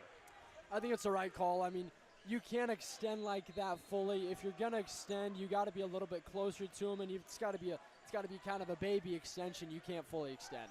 Yeah, that was quite the separation. He was able to pull away on that mid-range jumper. Attacking the other way is Corbin Dow. He gets right back to the free throw line.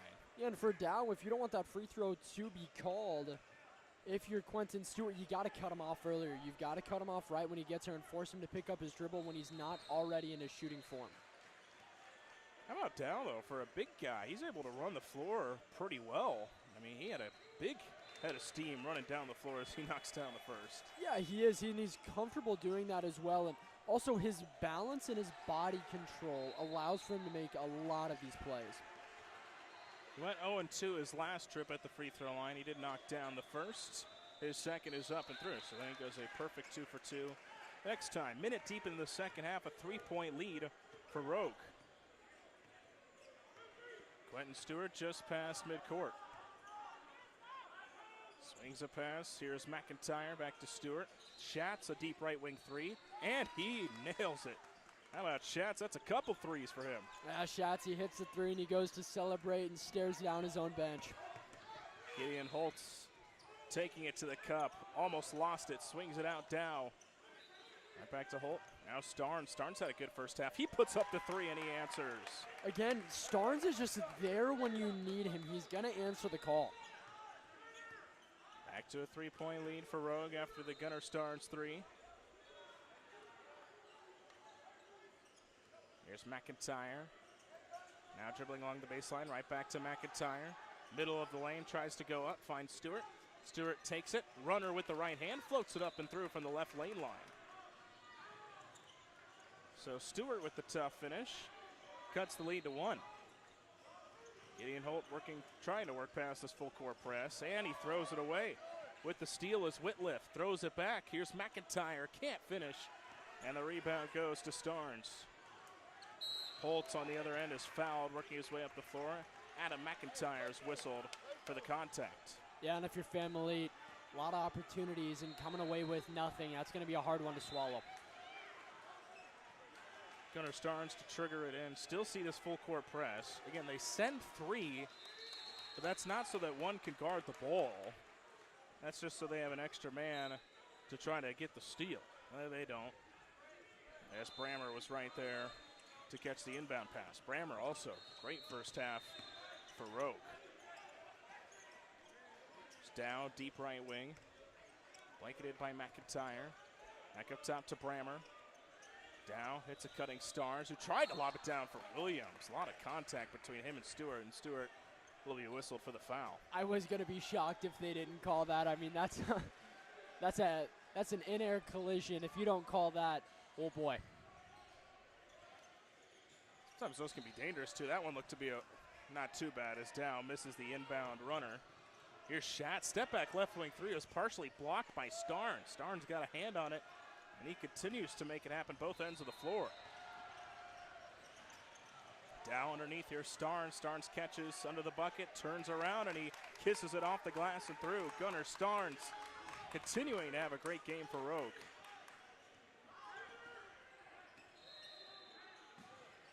Jadon Smith back to Stewart. And we had a timeout called with 12:33 to play here in the second half. It's a 35-32 lead for Rogue. Again, no team really gaining any separation here, but it seems like every time that FAM Elite is able to get a bucket, Rogue is there to answer and keep this at that 1 to 3 point lead range. Yeah, and they're doing a good job of just that, like you said. And I tell you what, Gunnar Starnes, man, he goes down, he makes the block, and he plays great defense, and then he comes back down, he takes the contact, he's patient in the post, he puts the ball up. You know, he was kind of seen as a glue guy and a guy that's going to do anything for the team. He's kind of putting himself out as the guy in this game right now for Rogue. He has had a great game, a good first half, and that has carried over here into the second half. Gunnar Starnes going to be fun to watch. Another word used for him was that glue guy. So that was one of the words I didn't mention, but that has definitely been evident. Both him and Brammer have been good ball distributors as well here throughout this game for Rogue. Yeah, and for this Rogue squad, I mean, the expectations are high throughout all of this. Talking to head coach Ernie Barber, he says we anticipate top 5 to 10 in NXTPRO throughout the season. They held that #1 spot last year for a while, and he said it's like, that's not the hope, that's the expectation. You know, it's high expectations throughout, and right now his team answering the call. Here's Stewart running the offense right now. Driving in, takes it to the cup. Swings it in the corner. Buckner back up top. Taking it in and not being able to finish is Zach Whitliff, but a foul is called, and so Whitliff to the free throw line. That's a good drive by Whitliff, and it kind of, he started to understand too, he has time to get that shot up. He knew there was nobody coming in behind him, because for Rogue, everybody was kind of worried about the kick out because there's so many threats from FAM Elite at the three-point line. Whitliff from Cy-Fair High School hits the first free throw. Both teams have been at the charity stripe a lot. For the most part, it's been pretty solid free throw shooting between both teams. As the second free throw from Whitliff spins in and out. So here's Rogue the other way with Brammer. Oh, Brammer trying to run past Stewart. Now picking him up is Buckner. Brammer back up top. Here's Williams. Williams pump fakes, drives, and he takes some contact, is able to muscle the shot off the glass and through. It's a great shot for TJ Williams. Like you said, he took contact from the moment he put the ball on the ground at the three-point line. Stewart, his answering left elbow jumper won't go. Offensive rebound, turnaround Jadon Smith can't get it. Deflects back to him, turnaround jumper, that one missed the unit. Brammer up the floor for Rogue. Now a 4-point lead here. Neither team is led by much. Encore can't get the turnaround J with the right hand. Offensive rebound by Rogue, but then losing it out of bounds was Ivan Doncourt. Just couldn't quite keep it, and so FAM Elite will take over. Tell you what, Nick Schatz, for how big he looks, he must be stronger than he is on the basketball court because he throws his weight around well, and he plays well on defense, and he's kind of able to move guys around when he needs to. And when you have the three-point shooting ability as well that you can add to that game, that's a pretty good basketball player put together. I'll have to ask him how much are we benching, how much are we squatting, you know, to kind of get an idea of how strong he is. Quentin Stewart has it. Mosquero just checked back in. He's running around. Dangerous pass. Buckner has it. Spins off a defender. Gets it to Mosquera. Mosquera had his shot rejected. TJ Williams got a hand on it. Yeah, TJ Williams just met him at the rim, and for Williams, he was the last guy to jump, so he was hanging in the air longer. That three just won't go for Starnes, and Gunnar Starnes won't get it to go. Looks like possession will stay, though, here with Rogue as it was deflected. We about saw the end of our camera, but it's all right. John made the play. He made the save. Here's Williams. Right back to Brammer. Brammer off a screen. Double teamed momentarily. Now swings it in the corner. Dow drives in. Doncor pump fakes. Back to Brammer. Brammer, he's going to be called for a push off. Lowered the shoulder that time on Quentin Stewart. Yeah, so you saw Jadon Smith get called for one down here when he fully extended the arm. But that time, you know, Brammer, he did change it up. He didn't extend the arm. He just lowered the shoulder. just made a football play. Again, we said this is going to be a physical second half. It's how it was all first half. That is carried over into the second. Just under 10 and a half to play in the second half, and a 4-point lead for this Rogue 17U team. Ite Buckner, slow dribble across midcourt. It's to Jadon Smith. Smith takes it to the cup, muscles up a shot, just dances off, and Williams the rebound. Here's Starnes the other way. Great feed to Brammer. Brammer, his runner wouldn't go. Shot just came out a little bit awkwardly. Here's Smith. Smith takes contact. Right-handed layup. That one just off. And down the rebound for Rogue. And you can see Jadon Smith starting to get a little bit frustrated. That's one of the shots that he's missed and probably should have hit. Oh, Corbin Dow taking it to the cup. Just exploding past everybody. And a 6-point lead feels pretty big, with how points have been at a premium so far in this one. Here's Buckner, a nice backdoor pass to Jadon Smith, who goes up and is whacked. And so Smith will have free throws. That is that's a great entry pass from DT Buckner. He's going the opposite way as well, so he's kind of got to throw a no-look pass, and he's got to switch the angle of his hand to push that ball through, and it's going in between two moving defenders as well. That's a tough pass. And so Smith back to the free throw line. Looks to cut into this 6-point lead. He floats the first one up and through. And we mentioned Smith dealing with that leg issue. He's got that brace on that knee, but it hasn't seemed to affect him too much tonight. Oh, no, and it's, yeah, when I talked to Coach, it's like, how much will this affect him? He said it kind of just depends. We'll see. But, yeah, tonight it looks like he's been just fine. Now you get into game 3 and 4 of the weekend. Yeah, that's when it gets interesting. Here's Dow up the floor after Smith went 1 for 2. Great give and go to TJ Williams, but then he floats a pass. Squaros wasn't there. He started to dart in, but it was deflected by Fam Elite, and so Rogue maybe catch a break here, and they'll keep the ball.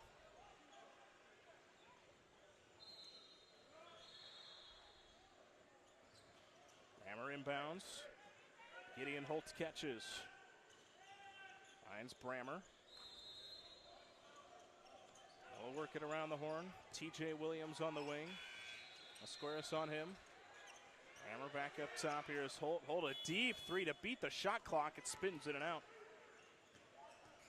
Almost went down. Here's Jadon Smith the other way. He'll just step into a left of the circle three, and he knocks it down. And that pushes the lead right back to 2. Yeah, Jadon Smith needed that one for the confidence. He missed a lot of shots. Saw some free throws go in, and now the 3. That's a big one. Brammer, Womnarn pass to Gideon Holt. Catch and fire 3 won't go. Williams mistimed his jump on the rebound. Cummings with the rebound, throws it up ahead. McIntyre takes it to the cup, and he's able to float it up and in, and we're tied at 39. We'll get a timeout with 8:25 to play in the second half, and just after a 6-point lead, little 6-0 spurt here from Fam Elite, and they are right back in this game. Yeah, they are, and it's just how quickly things can flip in this game. We saw Jadon Smith. He was able to get the big three-pointer to tie things back up, but it's not like we've seen quick scoring in spurts. It's been a lot of defense and then a little bit of offense, and we've seen more defense, and then we've seen a little bit more offense. So, yeah, you were right when you said it earlier. It seems like these points are just coming at a premium. And maybe that's why you – more than just tying the game, more maybe of why the timeout was called by Coach Barber was it was like, hey, that run felt pretty fast. Maybe slow it down and get it back to what the pace has been throughout the game, because this is a Fam Elite team that you don't want to get into a transition battle, because Fam Elite has taken advantage when they've had those opportunities. And for Fam Elite, this is their first year playing together as a unit.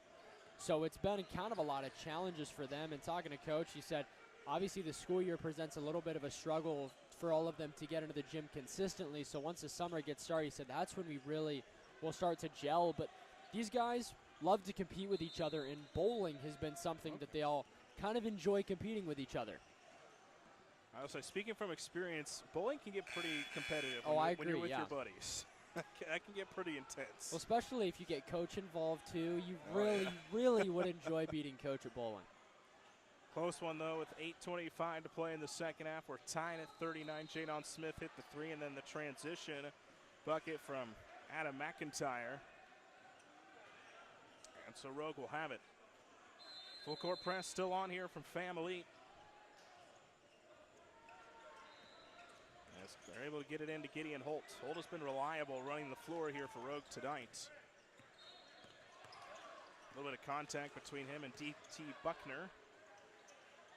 Brammer has it on the wing. Back up top, Holt, 11 to shoot. Nice spin move, but the ball was deflected away. Mosquera got a hand on it, taking away from Squaros, and Squaros was fouled. I would like to see Mosquera be a little bit bigger presence down low. I've heard a lot and I've seen a lot of him being a big presence down low. I think he's got to get a little bit stronger. In the last game that he had to end session number 3, he ended with 5 blocks. He had a big game defensively. That's what Family would need right now, is that big presence down low. I think Mosquera was pleading his case for that to be a block, but just got a little bit too much of Squaros that time. Squaros, though, goes 0 for 2 from the free throw line. Rogue has been missing some free throws here down the stretch, and that keeps it tied. There's Javo Cummings. Up top, DT Buckner. Swings a pass to Stewart. Stewart had a screen, didn't take it. Now he drives in, zips a pass in the corner. McIntyre has to save it, and he saves it to the wrong team. Gideon Holt gets the steal. Holt's up the floor. No look pass down low. Dow can't finish, but a free throw. Free throws are incoming. Yeah, late whistle, but I like the call as well. Dow got hit as he was going up. And yeah, for Rogue, the free throw line is a very important spot for both squads. Family, they talked about it. This was their goal. Get the other team into foul trouble early and then work themselves from the free throw line. Rogue's in that spot right now where they can do that. They've just got to hit the free throws. And Dow does there. Knocks down the front end of the 2. As we see Ivan Donkor check in. Dow, his second free throw. He floats it up and he floats it through. And so Rogue able to get a pair of free throws there. And it's back to a 2-point lead. And Gunnar Starnes will check back in as well for Rogue. And Starnes has had a big game. Yeah, Starnes has been fun, and I don't think Family was quite prepared for him to have the game that he's had. So he's got a lot of points just off of maybe the element of surprise. Buckner contested left wing 3, and he sinks it right in the face of Rogue. What a shot from Buckner, and a 1-point lead for Family. Well, it's a quick pull-up for Buckner as well. You know, getting into that form, getting into the rhythm, and then getting that shot off and a high release point like that, it's going to be tough to contest that. Brammer up top. He pump fakes a 3. Now he steps into a long 2. His foot was on the line. That one just off. Buckner up the floor the other way. Up ahead, Cummings takes it to the cup, lays it up and in with the right hand, but no. Looks like an offensive foul was called, and so Rogue will take over. There's an art to boxing out when you're not supposed to be boxing out, but you have to look like you're just running in front of him and you just happen to hit him. That time, Mosquera was fully hooked in a hold and had him almost wrangled in. Brammer up the floor for Rogue, down by 1. Down low here is Starnes, and he stepped out of bounds on the baseline. Turnover, and Family will take over. That's good defense. It's something the Family likes to do. They like to force you baseline because it's really tough to be able to kind of come back and adjust off of that baseline. 42-41. Family leads it just about 6.5 to play in the second half. Starting to get into crunch time here, this one. McIntyre swings it up top. Here's Cummings trying to drive in. It's up top to Stewart. Stewart working on Brammer. He takes it to the cup. Can't finish, so it was a tough shot, but he was fouled.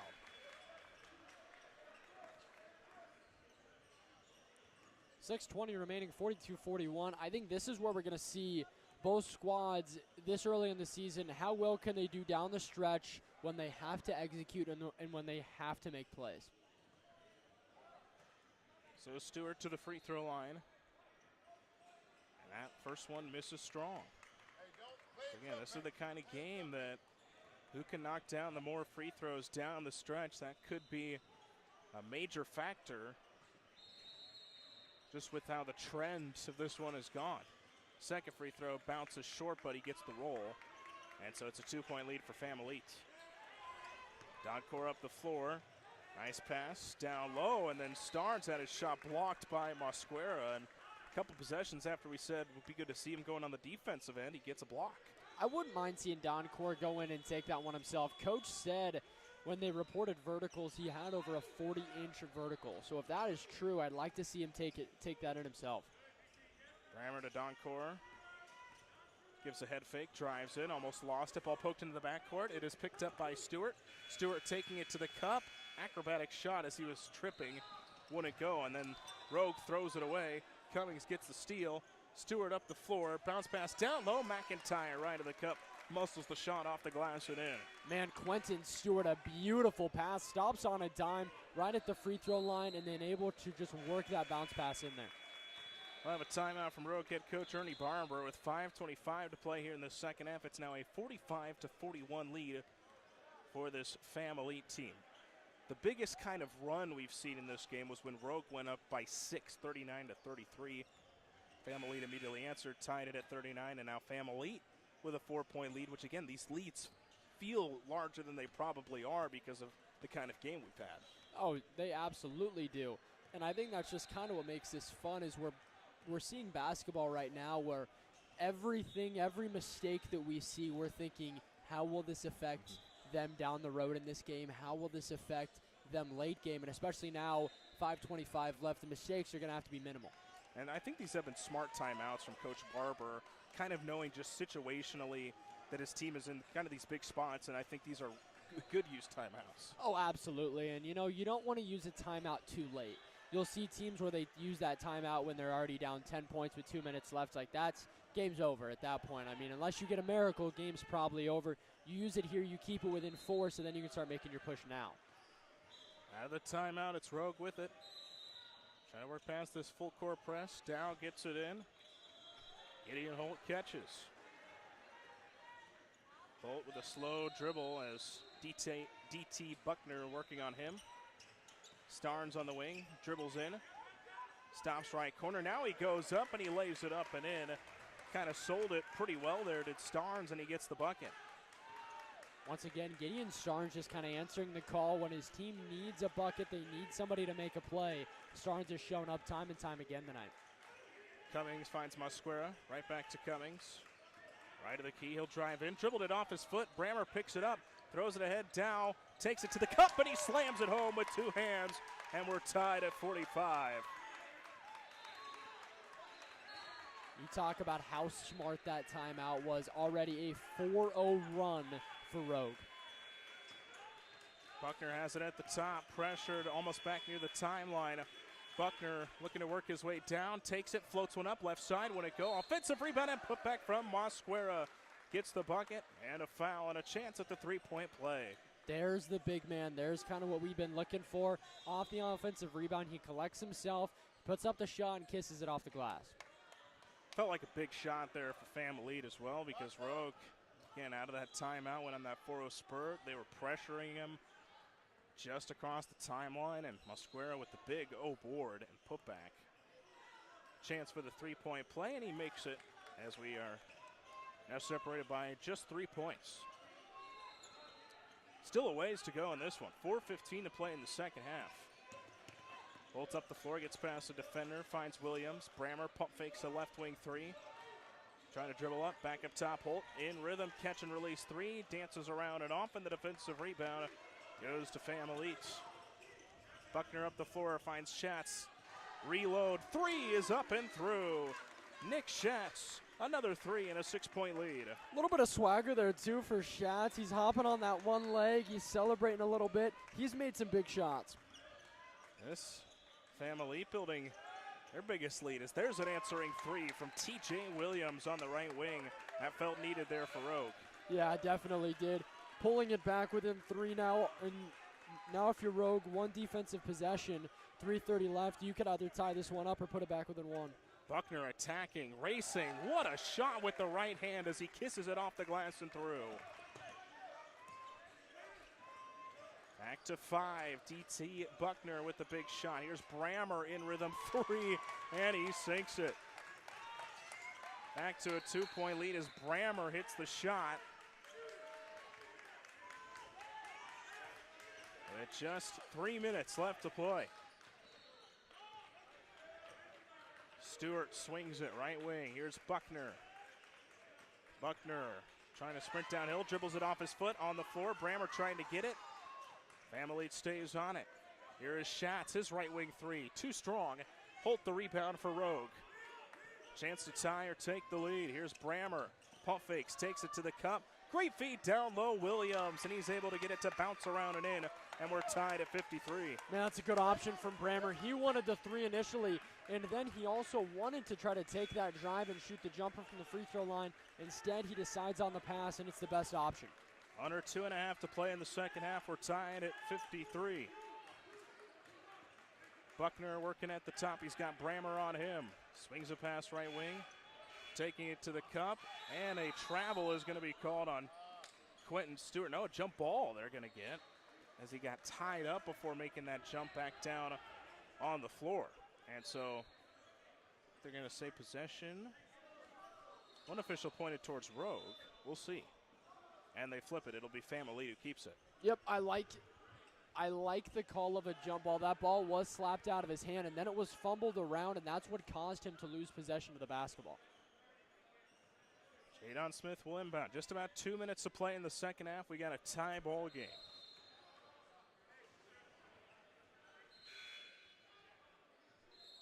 Right now, conversation at the scorers table happening.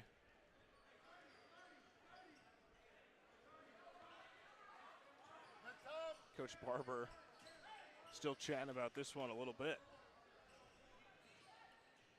And they're trying to figure out shot clock now and how much should be on the shot clock. They reset it to 30. So the Smith to inbound. Surveys, lobs it up top. DT Buckner has it, and he throws it away. Off the steal, here's Dow, takes it to the cup and slams it down. And a 2-point lead now for Rogue. Corbin Dow with a couple of slam dunks in this one. DT Buckner almost lost it, throws it in the corner, left corner three from Smith. It might have been partially blocked by Starnes. And now Brammer with it the other way, and a 2-point lead for Rogue. Williams to Holt, and he will hold it for now. Starnes in the corner to Williams. Now here's Brammer with it. They're going to take as much of the shot clock as they can. And rightly so. Brammer double teamed just in front of midcourt, and now he throws it away. Stewart with the steal, up ahead Schatz. Schatz takes contact, and he muscles the shot up and through, and we're tied once again. Quickly, Starnes the other way. Stops on the block, shot rejected. Mosquera says, get that shot out of here. Man, that was a huge block from Mosquera, and again, we talk about needing the big man to show up. That's a great time for him to show up. Tied at 55, just about a minute to play. Brammer inbounds. Williams catches right back. Brammer in the corner. Spinning, goes up. He was tripped up. They're going to call him for a no, and then a foul is called by the other official on the baseline.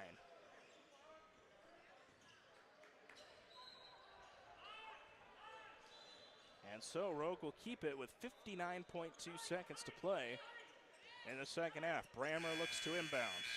Gets it in Williams.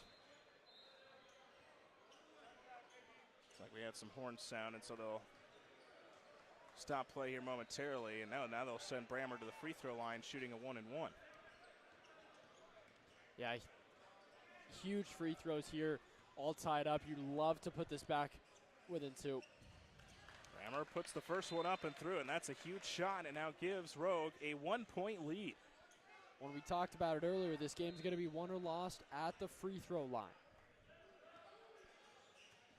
Big free throw here to make it a 2-point game. He floats it up. It's too strong. Mosquera, the big defensive rebound for Fam Elites. Jadon Smith up the floor, down by one. Lobs it for Mosquera. Catches right lane line. Now in the corner, here's Schatz. Dribbles it back to the top. Schatz off a screen. Dribbles baseline. Takes it to the cup and has a shot rejected by Williams. It was deflected by Rogue, and so Fam Elite will keep it with 41 seconds left, down by one. Williams has had a nice game as well. Schatz inbounds, gets it to Stewart. Stewart takes it to the cup, muscles the shot up and through, and a 1-point lead for Fam Elites. 31 seconds to play in the second half. Just about a second separating the shot clock and the game clock, and a turnover. Here is Buckner up the floor. His runners off the glass and through with the right hand, and a 3-point lead for Fam Elites. Rogue needs a three. Here's Brammer in the corner. Starnes, a left corner three, left it short. Gets his own miss. Takes it to the cup, lays it up and in with the right hand. Time melting away. 1 point game. Stewart will take his time inbounding. Gets it in. Buckner racing past everybody, and he is fouled by Starnes with 2.8 seconds to play. Man, and that one for Starnes, it was the shot you wanted there, and you got to live with that shot in the corner. It's open, it's right there, and that's going to be your best available shot. But you still have time, 2.8 seconds. You have a chance to get a shot off if you're Rogue, but you've got to make the play. And also got to get a turnover, because that does not send them to the bonus after the intentional foul. So you either got to get a quick turnover as Schatz will inbound. Lobs it in, Mosquera catches, and he is fouled immediately by Dow with 1.5 seconds left to play. The shot clock also sounded. So even if he makes both of these, you're still going to have a chance with 1.5 to tie this up. So Mosquera to the free throw line. Trying to make this a 3-point game for Fam Elites. Officials will make sure everybody understands the situation here before Mosquera puts up the free throw. Big shots here. First one floated up. Too strong. Picked up Brammer. Brammer has to hoist one up from 3/4 court, and it's off the backboard. It won't go, and Fam Elite survives. What a game here tonight between these two. Fam Elite 17U Jackson gets the 59-58 win over Rogue 17U, just fending them off there at the end, and Brammer made that one close there at the end. Man, Brammer, I watched that shot go from 3/4 court, and it looked like it might have gone, might have muscled it too much, but either way, it's good defense from Fam the entire way. Brammer did not really even get a look at the basket. He just had to hoist it up.